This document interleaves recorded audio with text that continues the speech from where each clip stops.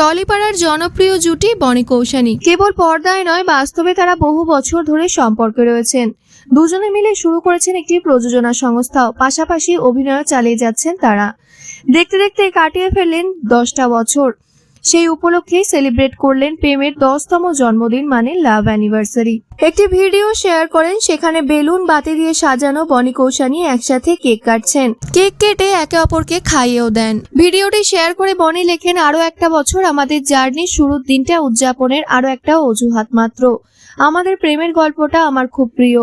তোমার ভালোবাসা আমার জীবনকে এমনভাবে বদলে দিয়েছে তা আমি কল্পনাও করতে পারিনি।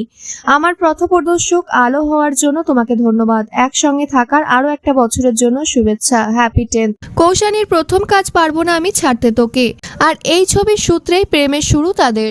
শুটিং করতে করতে যখনই বুঝতে পারেন অভিনেতা যে এটা শুধু বন্ধুত্বই নয়, বরং ফ্রেন্ডশিপের থেকে অনেক বেশি কিছু, তখন আর বেশি ভাবেননি। রায়চকে শুটিং করতে গিয়ে কৌশানীকে প্রেম নিবেদন করে বসেন নায়ক। তারপর থেকেই এই প্রেমের প্রস্তাব পেয়ে আর না বলতে পারেননি কৌশানী।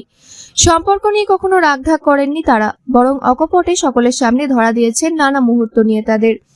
পাশাপাশি এই জুটি বড় পর্দায় দর্শকদের একাধিক প্রেমের ছবিও উপহার দিয়েছে।